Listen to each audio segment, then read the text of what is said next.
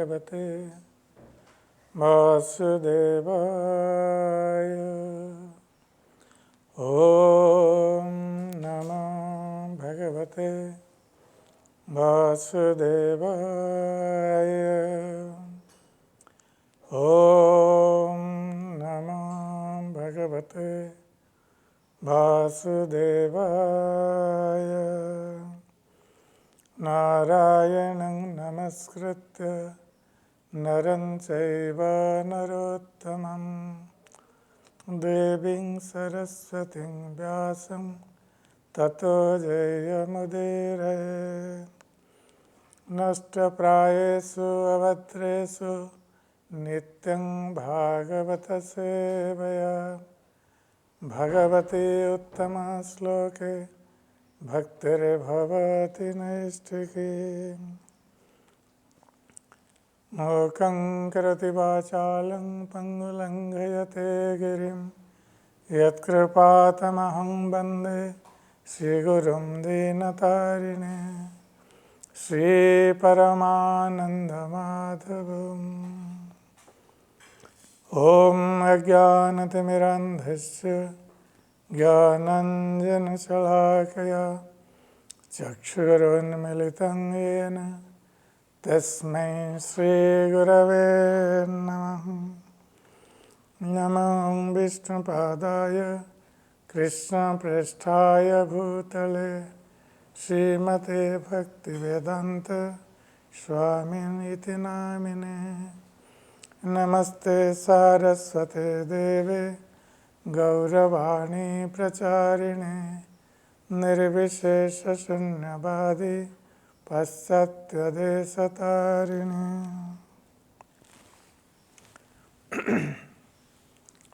हरे कृष्ण। तो आज हम लोग श्रीमती राधा रानी के अनंत दिव्य गुणों में से कुछ गुणों पर चर्चा करेंगे। जिस प्रकार भगवान श्री कृष्ण अनंत गुणों के भंडार हैं, उसी प्रकार श्रीमती राधा रानी भी अनंत गुणों के भंडार है।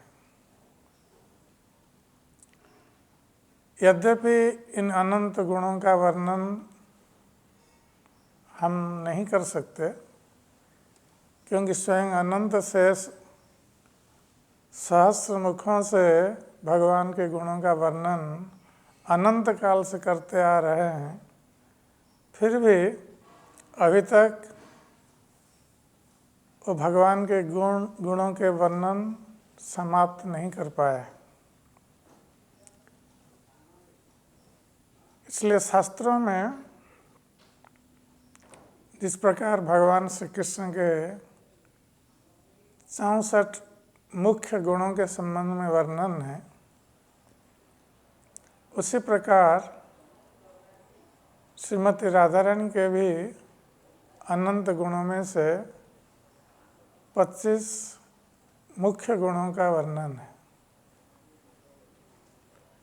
तो आज हम उन 25 मुख्य गुणों पर चर्चा करेंगे और उसके पश्चात यदि संभव हुआ तो श्रीमती राधा रानी के 12 आभरण और 16 श्रृंगार के संबंध में भी चर्चा करेंगे। तो श्रीमती राधा रानी के जो प्रथम गुण ये है मधुरा। जिस प्रकार भगवान श्री कृष्ण माधुर्य का निलय, माधुर्य के भंडार हैं।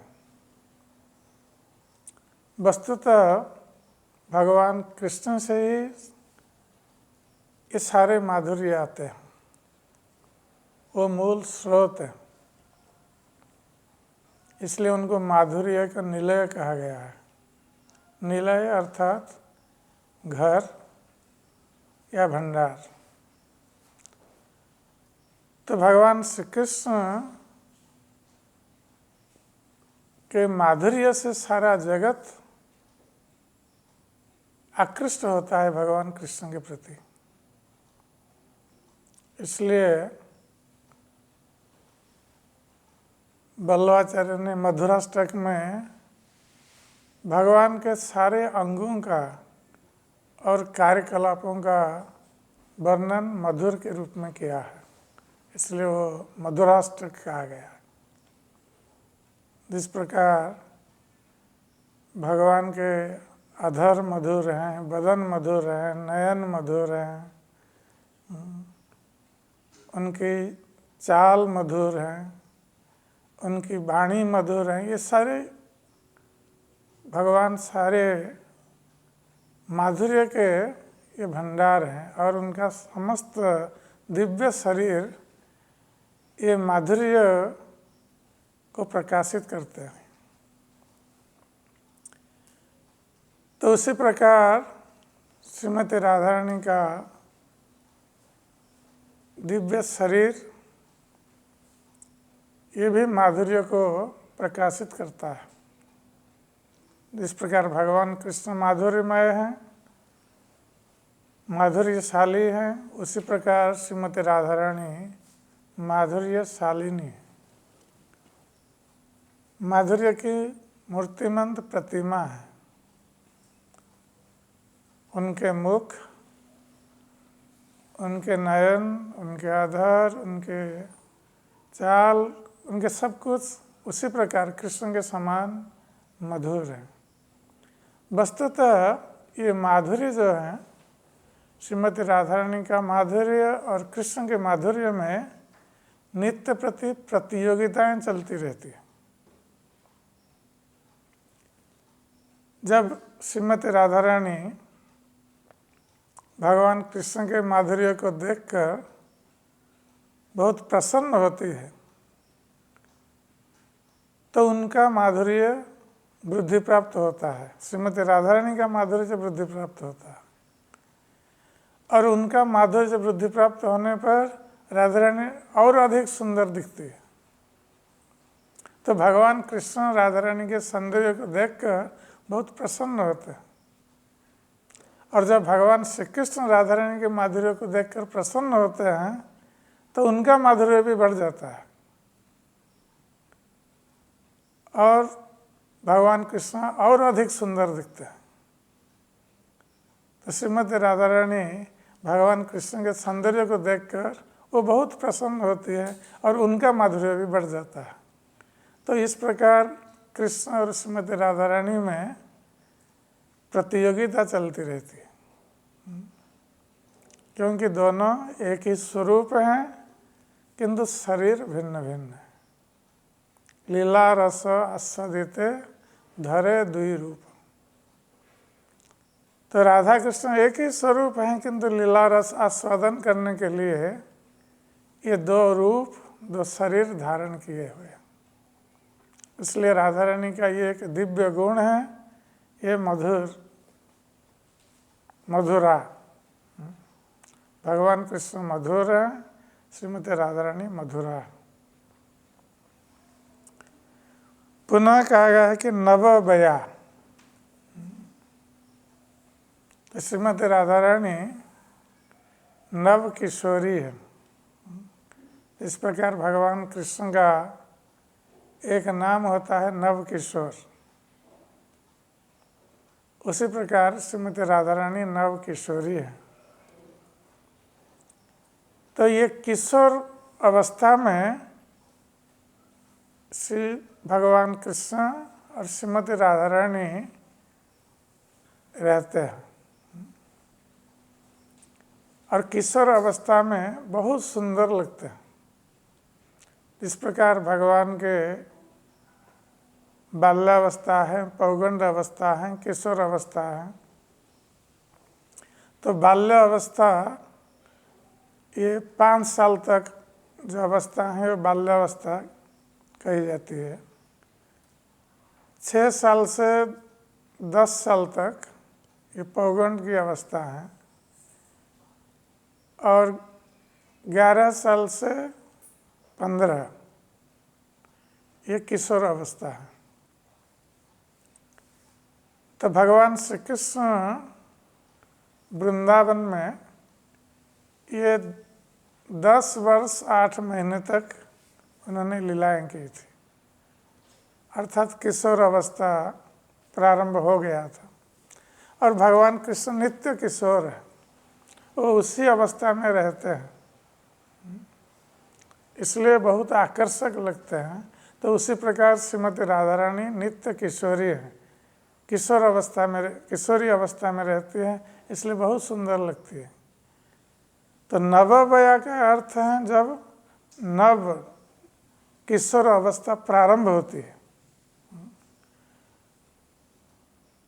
जिसमें शरीर में परिवर्तन आता है और शरीर बहुत सुंदर लगता है। तो श्रीमती राधा रानी इस प्रकार नववया है, इस अवस्था में रहती है, इसलिए सदा सर्वदा बहुत सुंदर लगती है। जिस प्रकार भौतिक संसार में जब हमारी आयु वृद्धि प्राप्त होती है तो किशोरावस्था और युवावस्था में सभी सुंदर लगते हैं, असुंदर व्यक्ति भी सुंदर लगने लगता है। किंतु धीरे धीरे आयु वृद्धि के साथ साथ सौंदर्य घट जाता है भौतिक संसार में। किंतु भगवान कृष्ण और श्रीमती राधा रानी का शरीर दिव्य है, इसलिए उनका सौंदर्य कभी घटता नहीं, वो उसी प्रकार रहता है। जबकि भगवान कृष्ण ने 125 वर्ष तक इस भौतिक संसार में लीलाएं की, किंतु फिर भी वो वृद्ध नहीं हुए, उसी प्रकार युवावस्था में रहे। और वही श्रीमती राधा रानी के लिए भी प्रयोज्य है। श्रीमती राधा रानी भी कभी वृद्धा नहीं हुई, क्योंकि उनका शरीर दिव्य है। इस शरीर में परिवर्तन ये भौतिक शरीर में होता है, दिव्य शरीर में कोई परिवर्तन नहीं होता। यद्यपि भगवान बाल्य लीला करते हैं, किंतु बाल्य लीला में उनका शरीर जो है वो धीरे धीरे वृद्धि प्राप्त होकर जब किशोरावस्था तक शरीर आता है तो किशोरावस्था में ही रह जाता है, उसके बाद कोई परिवर्तन नहीं होता। तो श्रीमती राधा रानी की अवस्था भी वही है, इसलिए भगवान कृष्ण को नववय नवकिशोर और श्रीमती राधा रानी को नववया और नवकिशोरी कहा गया है। और श्रीमती राधा रानी के और एक दिव्य गुण है चल अपांग। अपांग अर्थात दृष्टि, तो जिनकी दृष्टि सदा सर्वदा चलायमान रहती है। तो श्रीमती राधा रानी के नेत्र जो हैं ये बहुत चंचल, और वस्तुतः जब वो किशोरावस्था को प्राप्त होती है उनके नेत्र बहुत चंचल होते हैं। वस्तुतः बाल्यावस्था में ये लक्षण दृष्टिगत नहीं होता है, किंतु किशोरावस्था में और युवावस्था में तो ये श्रीमती राधा रानी के नेत्र बहुत चंचल हो जाते हैं, इसलिए उनको चंचल अपांग कहा गया है। और चौथा है उज्ज्वल स्मिता। तो श्रीमती राधा रानी जब किशोरी अवस्था को प्राप्त होती है, नव किशोरी अवस्था को, नेत्र चंचल हो जाते हैं और उसके साथ साथ स्मित हास्य ये दृष्टिगत होती है श्रीमती राधा रानी। और वही अवस्था कृष्ण की भी होती है।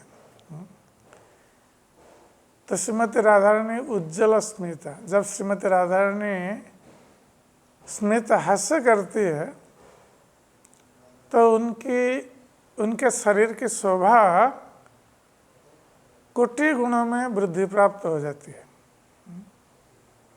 इस प्रकार भगवान कृष्ण सदा सर्वदा स्मित हास्य करते रहते हैं, इसलिए उनका सौंदर्य वृद्धि प्राप्त होता है और सभी को वो अपनी ओर आकृष्ट करते हैं स्मित हास्य के द्वारा। श्रीमती राधा रानी स्मित हास्य के द्वारा भगवान कृष्ण को अपनी ओर आकृष्ट करती है, क्योंकि श्रीमती राधा रानी की हर चेष्टा भगवान कृष्ण को आकृष्ट करने के लिए है। उनके चंचल नेत्र और उनका स्मित हास्य ये भगवान कृष्ण को आकृष्ट करने के लिए। तो उज्ज्वल स्मिता, श्रीमती राधा रानी उज्ज्वल स्मिता है, उनका स्मित हास्य उनके सौंदर्य को और तेजोदीप्त कर देता है। चारु सौभाग्य रेखाढ़, श्रीमती राधा रानी के शरीर में विशेष रूप से उनके हाथ और चरण में सौभाग्य की रेखाएं दृष्टिगत होती है। तो शरीर में तो कुछ लक्षण देखे जाते हैं जो सौभाग्य के लक्षण होते हैं, और हाथ और पैर में भी कुछ चिन्ह होते हैं सौभाग्य के चिन्ह, जिससे किसी को सौभाग्यशाली या सौभाग्यशाली नहीं कहा जाता है। तो हम देखते हैं कि श्रीमती राधा रानी जिस प्रकार भगवान कृष्ण के चरणों में कई चिन्ह होते हैं जिससे पता चलता है कि वह स्वयं भगवान है, भगवान के चरणों में ये चिन्ह होते हैं।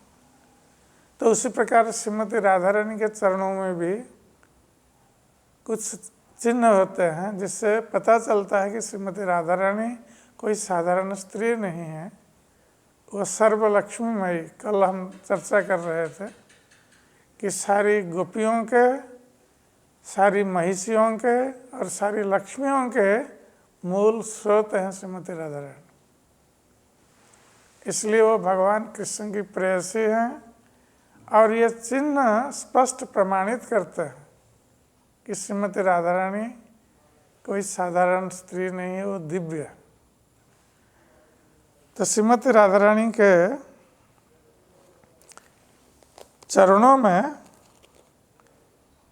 ये 19 दिव्य चिन्ह दृष्टिगत होते हैं। तो श्रीमती राधा रानी के वाम चरण में ये जौ का चिन्ह दृष्टिगत होता है। उसके बाद चक्र का चिन्ह भी दृष्टिगत होता है श्रीमती राधा रानी के वाम चरण में। उसके बाद छाता,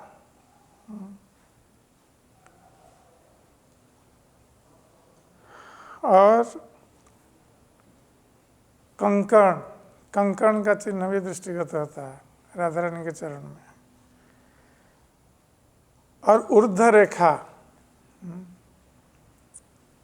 ये एक चिन्ह है। कमल भी दृष्टिगत होता है राधा रानी के वाम चरण में, कमल का चिन्ह। पताका, और उसके पश्चात लता का चिन्ह।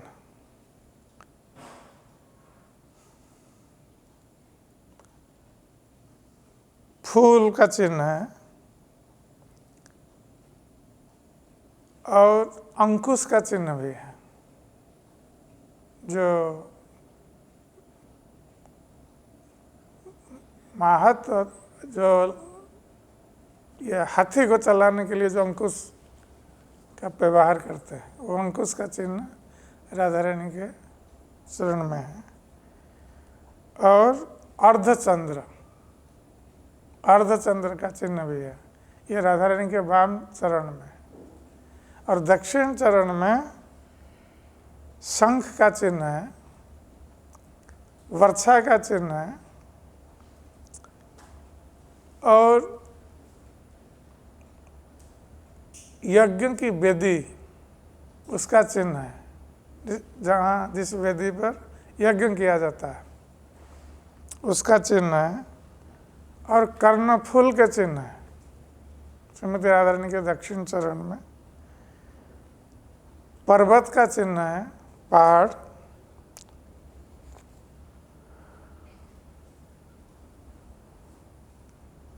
और रथ का चिन्ह है।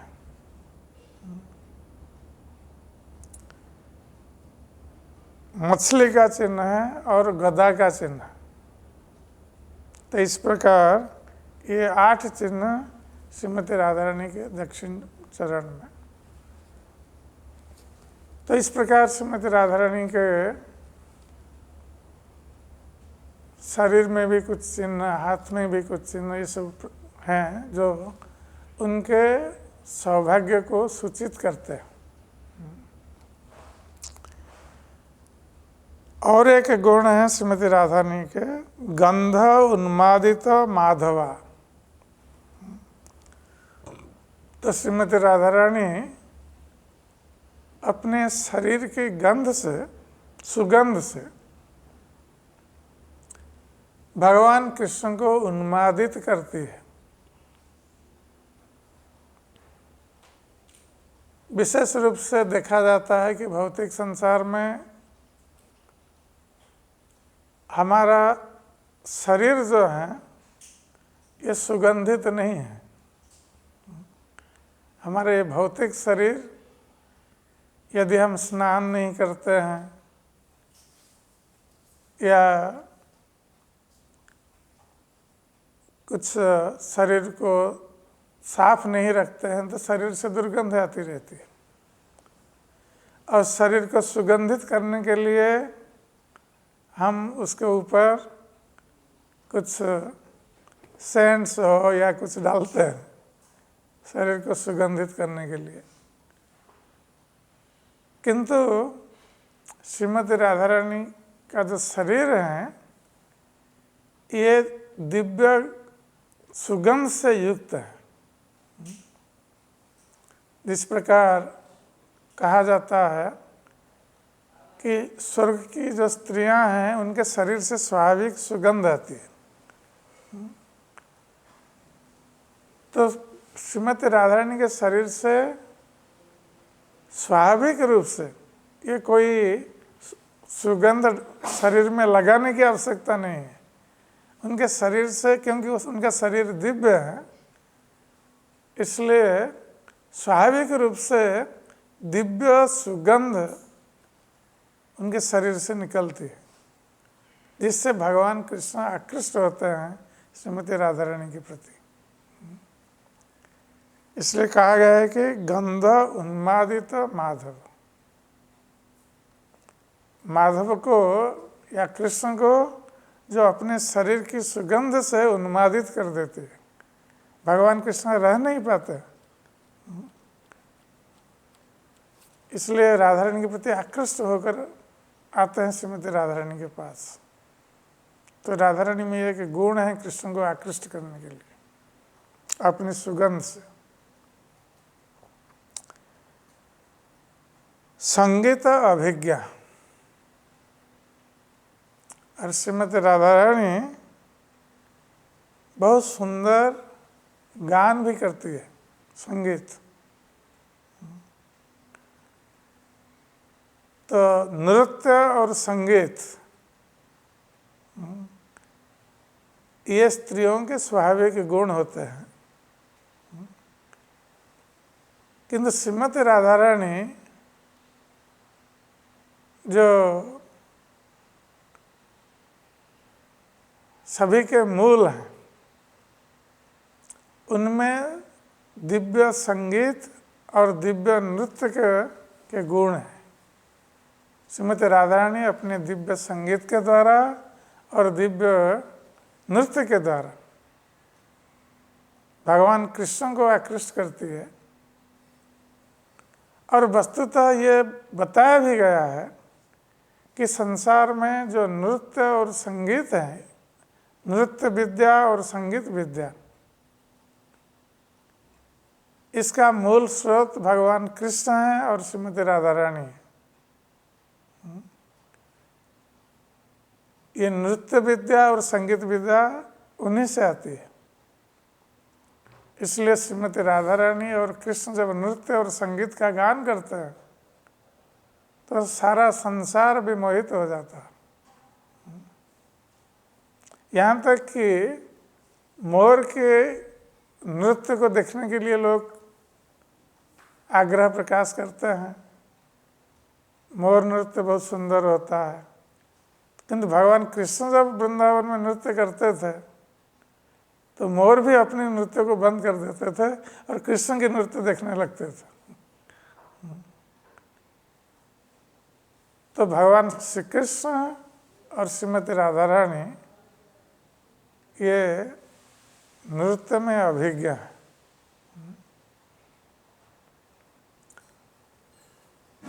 इसलिए रास नृत्य में जब श्रीमती राधा रानी नहीं रहती है तो कृष्ण को अच्छा नहीं लगता है रास नृत्य, क्योंकि श्रीमती राधा रानी नृत्य विशारद है और संगीत विशारद भी। रम्य वाक, और श्रीमती राधा रानी जब बोलती है तो बहुत सुंदर और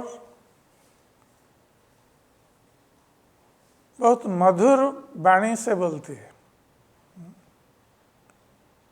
तो श्रीमती राधा रानी की वाणी जो है बहुत सुंदर और मधुर है, जिससे भगवान कृष्ण बहुत आकृष्ट हो जाते हैं श्रीमती राधा रानी के प्रति। तो श्रीमती राधा रानी इस प्रकार किसी को अपनी वाणी के द्वारा दुख प्रदान नहीं करती, सबको सुख प्रदान करती है मधुर वाणी के द्वारा। इसलिए सभी सारी गोपियां उनके प्रति आकृष्ट होती हैं। नर्म पंडिता, और श्रीमती राधा रानी जिस प्रकार संगीत विशारद हैं, कुशल हैं, नृत्य कुशल विशारद हैं, उसी प्रकार परिहास में भी दक्ष है। नर्म पंडिता, नर्म वाक्य अर्थात परिहास वाक्य। तो परिहास करने में भी श्रीमती राधा रानी दक्षा हैं, कुशला हैं। तो कभी कभी भगवान कृष्ण राधा रानी के प्रति परिहास वाक्य का प्रयोग करते हैं, परिहास करते हैं, तो श्रीमती राधा रानी तुरंत उसका उत्तर देती है। कभी कभी इस प्रकार उत्तर देती है कि भगवान कृष्ण भी कुछ बोल नहीं पाते हैं, उनको मौन धारण करना पड़ता है। तो ये परिहास में भी कुशल श्रीमती राधा रानी। विनीता, और श्रीमती राधा रानी का स्वभाव जो है ये बहुत नम्र स्वभाव है। उनमें कभी अहंकार नहीं देखा गया। श्रीमती राधा रानी का स्वभाव नम्र है, इसलिए वो सभी को आकृष्ट कर सकती है अपने प्रति, क्योंकि अहंकारी व्यक्ति के प्रति कोई आकृष्ट नहीं होता है, किंतु नम्र स्वभाव वाले व्यक्ति के प्रति हर कोई आकृष्ट होता है। और विशेष रूप से भक्ति मार्ग में ये तो बहुत आवश्यक है। चैतन्य महाप्रभु ने इस प्रकार कहा है, तृणादपि शनिचर। तो भक्त को तो ये भक्त का पहला गुण होना चाहिए, वो नम्र होना चाहिए, तब वो भक्ति मार्ग में आगे बढ़ सकता है और भगवान का नाम कीर्तन कर सकता है। तो श्रीमती राधा रानी ये नम्रता के मूर्तिमंत प्रतीक है। इसलिए सभी उनके व्यवहार से प्रसन्न रहते हैं।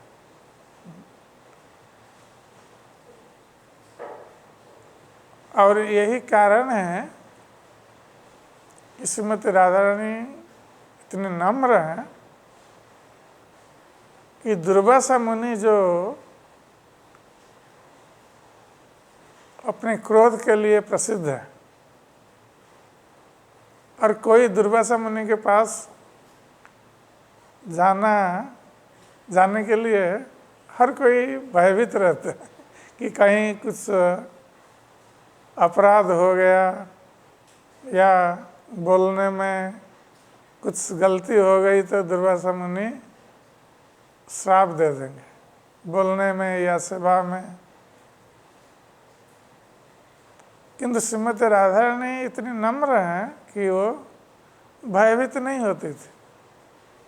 एक बार दुर्वासा मुनि आए थे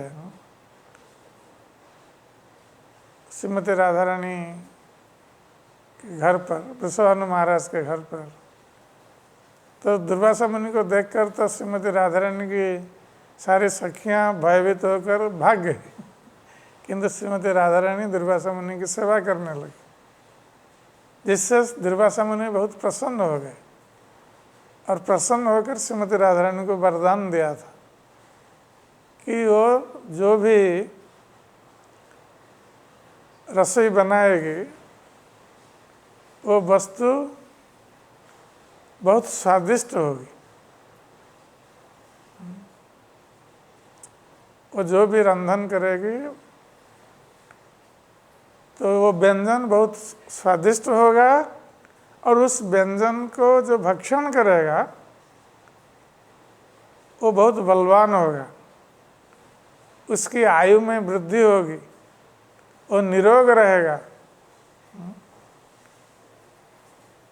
तो ये वरदान दुर्वासा मुनि ने दिया था श्रीमती राधा रानी को। और यही कारण था कि माता यशोदा इस बात को जानती थी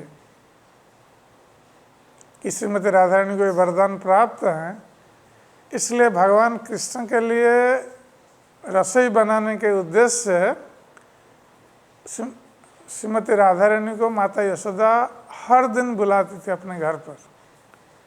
इसलिए यह वर्ष श्रीमती राधा रानी माता यशोदा के घर पर प्रतिदिन आती थी कृष्ण के लिए रसोई बनाने के उद्देश्य से, क्योंकि माता यशोदा सोचती थी कि श्रीमती राधा रानी की रसोई यदि कृष्ण खाएगा तो वो बलवान होगा, उसकी आयु वृद्धि होगी और वो तो स्वादिष्ट होगा ही और निरोग रहेगा।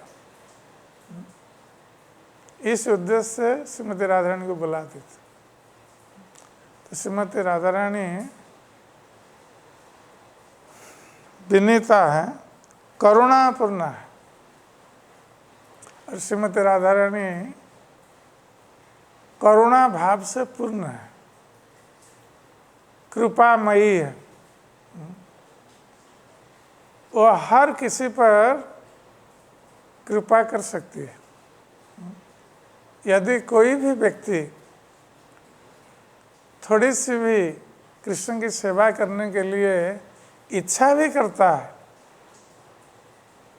तो श्रीमती राधा रानी इतना प्रसन्न हो जाती है उस व्यक्ति पर, उस पर कृपा कर देती है, जिससे कि वो कृष्ण की सेवा में रह सकता है। क्योंकि हम जो कृष्ण की सेवा कर रहे हैं या करने के लिए प्रयास कर रहे हैं, ये सब राधा रानी की कृपा से ही संभव है। तो श्रीमती राधा रानी बहुत कृपामयी है और किसी का दुख वो नहीं देख सकती। तो जिस प्रकार हम जानते हैं कि किस प्रकार एक बार राधा कुंड में एक श्रृगाल चला आया था और राधा कुंड के बच्चों ने देखा तो उसके पीछे उसको मारने के लिए दौड़ पड़े राधा कुंड के बच्चे लोग। तो एक जाकर एक बिल में घुस गया और उन लोगों ने उस बिल के द्वार पर आग लगा दी। तो स्वाभाविक रूप से श्रृगाल अपने जीवन को बचाने के लिए वो आग में होकर वो निकल आया उस बिल से और उसका शरीर जल गया था। तो जब श्रीमती राधा रानी की सखियों ने देखा तो उन्होंने श्रीमती राधा रानी से कहा कि ऐसे ऐसे श्रृगाल को बच्चों ने ऐसा जला दिया और वो बहुत तड़प रहा है, कष्ट पा रहा है। तो श्रीमती राधा रानी ने सोचा कि हमारे इस राधा कुंड में कोई एक प्राणी कष्ट पा रहा है, उसका शरीर जल रहा है, तो उसको तुरंत लाओ मेरे पास। और श्रीमती राधा रानी ने जब सखियाँ ले आई श्रृगाल को राधा रानी के पास और श्रीमती राधा रानी ने देखा उसके दुख को वो सहन नहीं कर सकी, तो इसलिए श्रृगाल के शरीर में हाथ फिरा करके उसको आश्वस्त किया तो उसका जो शरीर जल गया था वो ठीक हो गया और वो श्रृगाल स्वस्थ हो गया। तो ये श्रीमती राधा रानी की कृपा थी, क्योंकि वो किसी के दुख को देख नहीं सकती, करुणामयी है, कृपामयी है। ये एक राधा रानी के बहुत बड़ा गुण है। विदग्धा और श्रीमती राधा रानी विदग्धा है। जिस प्रकार भगवान कृष्ण विदग्ध माधव। विदग्ध का अर्थ है चतुर। तो भगवान श्री कृष्ण प्रेम व्यापार में बहुत चतुर हैं या चातुर्यशाली हैं। तो उसी प्रकार श्रीमती राधा रानी भी प्रेम व्यापार में चातुर्यशालिनी है। तो इस प्रकार श्रीमती राधा रानी को विदग्धा कहा गया है। ये चातुर्यपूर्ण ढंग से वो कृष्ण के साथ व्यवहार करती है और कृष्ण को इस प्रकार प्रसन्न करती है। पाटव अन्यता। तो श्रीमती राधा रानी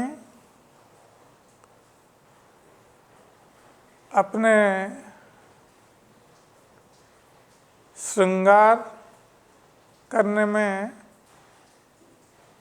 वो अत्यंत दक्ष हैं, अपने को शरीर को सजाने में दक्षा हैं और अपने कर्तव्य को संपादन करने में भी दक्षा है। तो श्रीमती राधा रानी अपने शरीर को इस प्रकार सजाती हैं, इस प्रकार पोशाक परिधान करती हैं, शरीर को सजाती हैं जिससे कि कृष्ण आकृष्ट हो। तो श्रीमती राधा रानी और सारी गोपियाँ जो शरीर को सजाती हैं उनका एकमात्र उद्देश्य कृष्ण को सुख देने के लिए, कि कृष्ण हमारा दर्शन करेंगे तो बहुत आनंद प्राप्त होंगे। इसी उद्देश्य से वो शरीर को सजाती है। तो श्रीमती राधा रानी इसी प्रकार कृष्ण को प्रसन्न करने के लिए उस वस्त्र धारण करती है और शरीर को सजाती है। तो ये राधा रानी का एक दिव्य गुण है।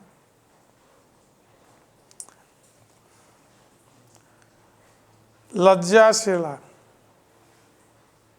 और श्रीमती राधा रानी लज्जाशीला है, और ये स्वाभाविक है। वस्तुतः ये स्त्रियों का एक गुण है, लज्जा। तो ये इस लज्जा के कारण स्त्रियां दूसरों को अपने प्रति आकृष्ट करती है, और जिस स्त्री में लज्जा नहीं है वो किसी को आकृष्ट नहीं कर सकती। तो ये लज्जा एक बहुत बड़ा गुण होता है स्त्रियों में।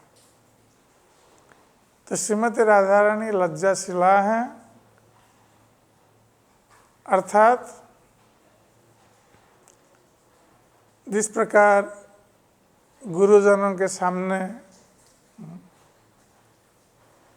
लज्जा भाव का प्रदर्शन करती है, और यहाँ तक कि कृष्ण के सामने भी श्रीमती राधा रानी लज्जा भाव का प्रदर्शन करती है।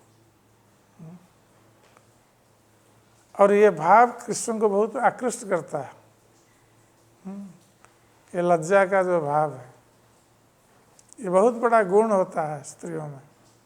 और श्रीमती राधा रानी ये लज्जाशीला हैं, ये सर्वश्रेष्ठ स्त्री हैं जो भगवान के स्वरूप हैं, सभी के मूल हैं। इसलिए लज्जा का जो गुण है वो भी श्रीमती राधा रानी से स्त्रियों में आती है, क्योंकि सारी गोपियाँ, लक्ष्मियाँ और महिषगण ये भी राधा रानी के विस्तार रूप है। तो ये सारे गुण के आगार हैं, भंडार हैं श्रीमती राधा रानी। सुमर्यादा, और श्रीमती राधा रानी मर्यादा शालिनी है, मर्यादा का पालन करती है। कभी भी किसी भी स्थिति में मर्यादा का उल्लंघन नहीं करती। जिसके साथ जिस प्रकार का व्यवहार हो, कोई गुरुजन है तो गुरुजन को जैसे सम्मान करना चाहिए, तो श्रीमती राधा रानी उस प्रकार गुरुजनों को सम्मान प्रदान करती है। अपने मित्रों से या सखियों के साथ जिस प्रकार व्यवहार होना चाहिए उस प्रकार का व्यवहार करती है।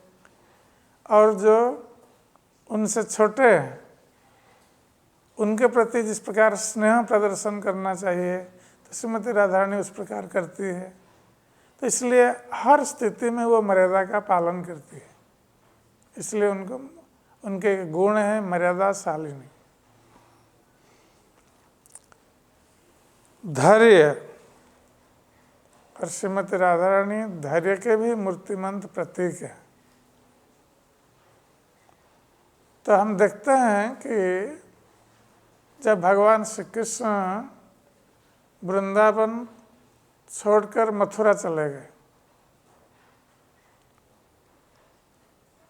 तो सारे ब्रजवासी भगवान कृष्ण के विरह में इतने दुखी थे, इतने पीड़ित थे, तो ब्रजवासियों ने खाना पीना और सोना ये तीनों छोड़ दिया।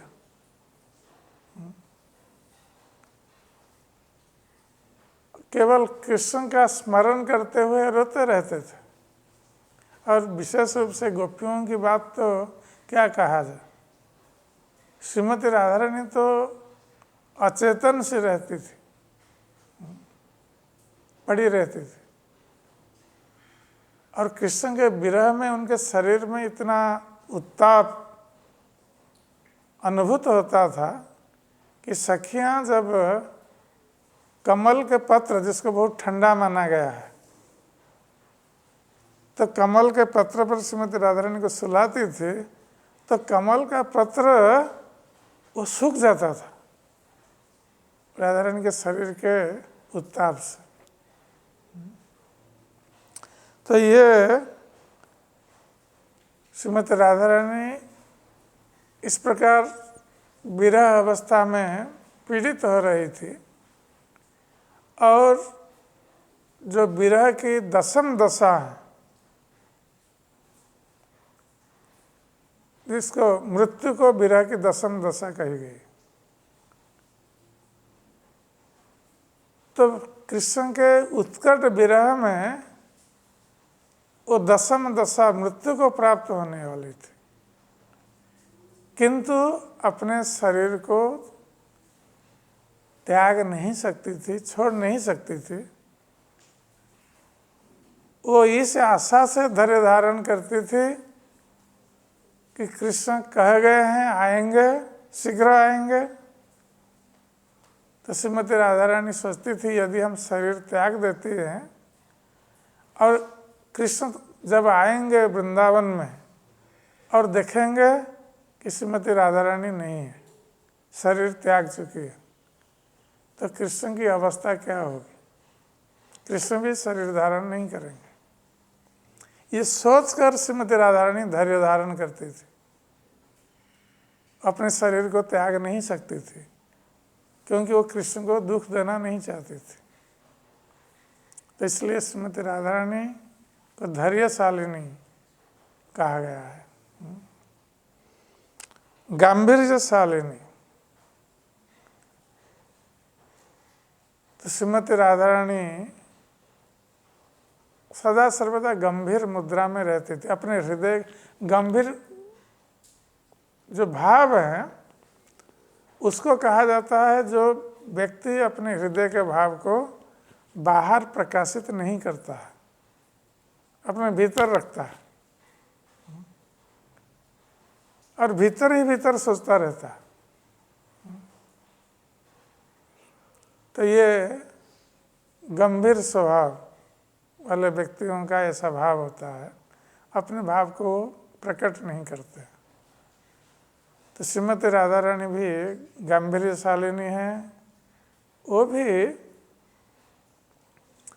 अपने विरह दुख को या अपने हृदय में जो भाव हैं उसको वो प्रकट नहीं करती थी, गांभीर्य का भाव रखती थी, अपने भीतर रखती थी। सुविलासा, और श्रीमती राधा रानी भगवान कृष्ण के साथ जो लीला विलास करती थी, तो उस लीला विलास में वो भी दक्षा थी। इस प्रकार भगवान कृष्ण रसराज हैं, रस के मूर्तिमंत प्रतीक है, और भगवान कृष्ण का एक गुण है लीला माधुर्य।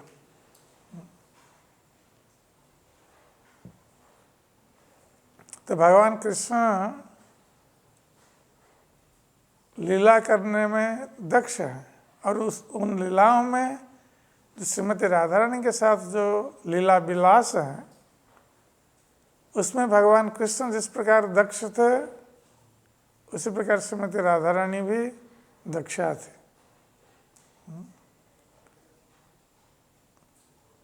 तो इसलिए उनको कहा गया है कि सुविलासा, महाभाव स्वरूपा। तो श्रीमती राधा रानी भाव की परम काष्ठा, चरम सीमा को प्राप्त हुई थी। भगवान कृष्ण के प्रति जो प्रेम भाव है उस प्रेम भाव की चरम सीमा को प्राप्त हुई थी। जिसको महाभाव कहा गया है। भावेर परम कष्ट नाम महाभाव। तो भाव की चरम सीमा, क्योंकि प्रेम का सार है भाव और भाव का सार है महाभाव। तो ये भाव की सर्वोत्तम स्थिति है, सर्वोत्तम स्थिति है। तो श्रीमती राधा रानी महाभाव स्वरूपा इसलिए उनको कहा गया है। महाभाव स्वरूपा श्री राधा ठाकुरानी। तो श्रीमती राधा रानी महाभाव स्वरूपा है, अर्थात कृष्ण के प्रति उनके हृदय में सर्वोत्कृष्ट प्रेम भाव है। तो भगवान कृष्ण के जितने भी प्रेमी भक्त हैं उनमें श्रीमती राधा रानी सर्वश्रेष्ठा है। इसलिए उनको महाभाव स्वरूपा कहा गया है। गोकुल प्रेम बसती। और श्रीमती राधा रानी का स्वभाव इतना आकर्षणीय है, उनका व्यवहार इतना आकर्षणीय है, माधुर्यपूर्ण है कि सारे गोकुल में सारे लोग, गोकुल के सारे लोग राधा रानी को प्रेम करते थे। अर्थात श्रीमती राधा रानी सारे गोकुल वासियों की प्रिय थी।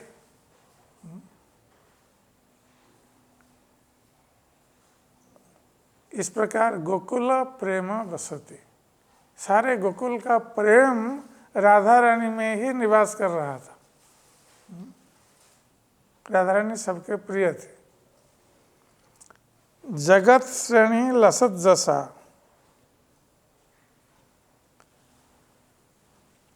और श्रीमती राधा रानी सारे जगत में जितने भक्त हैं सारे भक्तों के आश्रय है। इसलिए राधा रानी का यश सारे जगत में परिव्याप्त है कि सारे भक्तों को अपने चरणों में आश्रय देने के कारण श्रीमती राधा रानी का यश सारे जगत में परिव्याप्त है। क्योंकि श्रीमती राधा रानी ही जब हम पर कृपा करती है तो भगवान कृष्ण अवश्य हम पर कृपा करेंगे।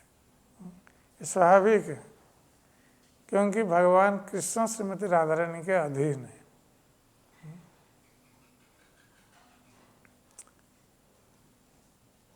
तो श्रीमती राधा रानी ये जगत श्रेणी लसत यशा, इनका यश सारे जगत में परिव्याप्त होता है। पुनः कहते हैं गुरु अर्पिता गुरु स्नेहा। और श्रीमती राधा रानी गुरुजनों के प्रति अर्पिता है, अर्थात गुरुजनों के प्रति समर्पिता है। तो गुरुजन लोग जो आदेश देते हैं वो प्रेम पूर्वक पालन करती है उनके आदेशों का। गुरुजनों की सेवा करती है उनको प्रसन्न करने के लिए, इसलिए गुरुजन लोग उन पर प्रसन्न होते हैं।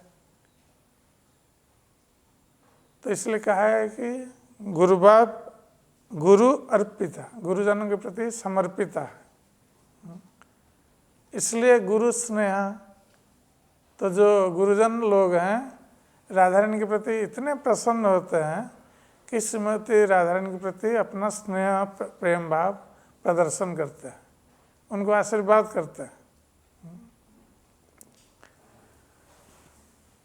सखी प्रणयिता बसा।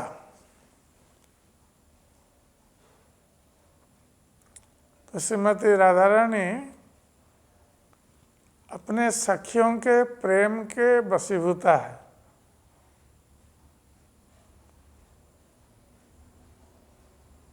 श्रीमती राधा रानी के सखीगण राधा रानी को इतना प्रेम करती हैं कि राधा रानी उनके प्रति कृतज्ञ हो जाती है। ये राधा रानी का केवल सखीगण प्रेम नहीं करते हैं, उनकी सेवा भी करते हैं और राधा रानी को कृष्ण के साथ मिलाने में सहायता करते हैं। इसलिए श्रीमती राधा रानी सखियों के वशीभूता है। उनके प्रेम के कारण, सखियों का उनके प्रति जो प्रेम भाव है उसके कारण वो उनके अधीन हो जाती है। सखीगण जो चाहती हैं राधा रानी करने के लिए बाध्य होती है, क्योंकि उनके प्रेम की वशीभूता है। इसलिए सखी प्रणयिता वसा कृष्ण प्रियावली मुख्या। और श्रीमती राधा रानी भगवान कृष्ण की जितनी प्रेयसियाँ हैं, गोपियाँ हैं, उनमें से श्रीमती राधा रानी मुखिया है। यद्यपि हम कल चर्चा कर रहे थे कि ब्रज में 2 प्रकार की गोपियाँ हैं, वामा स्वभाव वाली और दक्षिण स्वभाव वाली गोपियाँ। तो दक्षिण स्वभाव वाली गोपियों में चंद्रावली मुखिया है और वाम स्वभाव वाली गोपियों में श्रीमती राधा रानी मुखिया है। किंतु इन दोनों स्वभाव वाली गोपियों में, वाम और दक्षिण स्वभाव वाली गोपियों में श्रीमती राधा रानी ही सबसे मुखिया है। यहाँ तक कि चंद्रावली से भी श्रेष्ठ है, क्योंकि भगवान कृष्ण का श्रीमती राधा रानी अति प्रिय है। कृष्ण के बिना, श्रीमती राधा रानी के बिना कृष्ण किसी भी लीला में रस आस्वादन नहीं कर सकते। जिस प्रकार रासलीला में अंतर्ध्यान होना, राधा रानी के अंतर्ध्यान होने के साथ साथ भगवान कृष्ण भी अंतर्ध्यान हो जाते हैं। यद्यपि रासलीला में हर तरह की गोपियाँ हैं, फिर भी उनको त्याग करके, क्योंकि राधा रानी नहीं है, इसलिए भगवान कृष्ण रासलीला को त्याग करके चले जाते हैं, क्योंकि राधा रानी एकमात्र भगवान कृष्ण को आनंद प्रदान कर सकती है।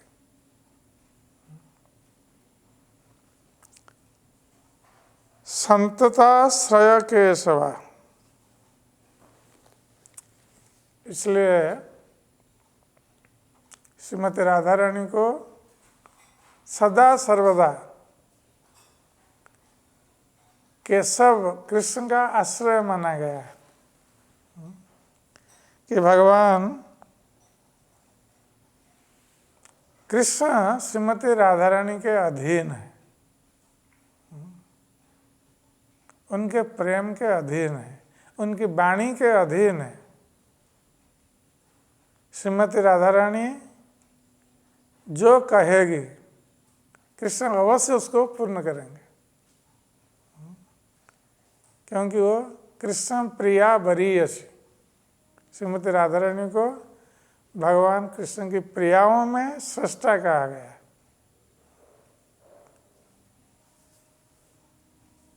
तो इसे श्रीमती राधा रानी इसलिए उनके प्रेम के वशीभूत होने के कारण भगवान श्री कृष्ण राधा रानी के अधीन हो जाते हैं, राधा रानी के प्रेम के अधीन, प्रेमाधीन। और यही कारण है कि जब श्रीमती राधा रानी मान करती है, भगवान कृष्ण के प्रति मान प्रदर्शित करती है और कृष्ण के प्रयास करने पर भी अपने मान को नहीं त्यागती है, तो भगवान कृष्ण राधा रानी के प्रेम के इतने अधीन हैं को जाकर राधा रानी के चरण का स्पर्श करते हैं।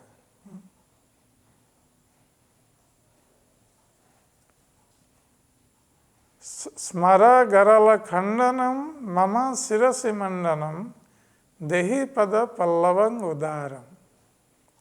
श्री जयदेव गोस्वामी ने लिखा है कि भगवान कृष्ण श्रीमती राधा रानी से प्रार्थना करते हैं कि हे राधे, स्मर गरल खंडनम, तुम्हारा ये चरण कमल है, ये कामदेव के जो गरल हैं, विष हैं, उसको दूर करने में समर्थ है। इसलिए तुम्हारे उस चरण कमल को मेरे मस्तक पर रख दो। देहि पद पल्लवं उदारम, तुम्हारे उदार चरण कमल को मेरे मस्तक पर रख दो, अर्थात मुझे प्रदान करो। श्रीमती राधा रानी के प्रति भगवान कृष्ण इतने समर्पित हो जाते हैं क्योंकि राधा रानी के प्रेम के कारण, सर्वोत्कृष्ट जो प्रेम है श्रीमती राधा रानी का कृष्ण के प्रति, इसलिए भगवान कृष्ण राधा रानी के अधीन हो जाते हैं। इसलिए राधा रानी जो कहती है कृष्ण को करना पड़ता है। राधा रानी की वाणी के अधीन है। यदि श्रीमती राधा रानी किसी भक्त के लिए भगवान कृष्ण के पास अनुशंसा करेगी कि ये बहुत अच्छा भक्त है, ये बहुत अच्छा सेवा करता है, तो कृष्ण अवश्य उस भक्त को ग्रहण करेंगे, उसकी सेवा को ग्रहण करेंगे। क्योंकि राधा रानी भगवान कृष्ण की सेविकाओं में भी सर्वश्रेष्ठा है, सर्वश्रेष्ठ सेवा करती है। इसलिए कोई भी भक्त कृष्ण की थोड़ी सी भी सेवा करने आता है तो राधा रानी प्रसन्न होती है। इसलिए हम श्रीमती राधा रानी के चरण कमलों में आश्रय ग्रहण करते हैं, उनकी कृपा की भिक्षा करते हैं, जिससे भगवान कृष्ण की कृपा हमारे ऊपर होगी। हरे कृष्ण।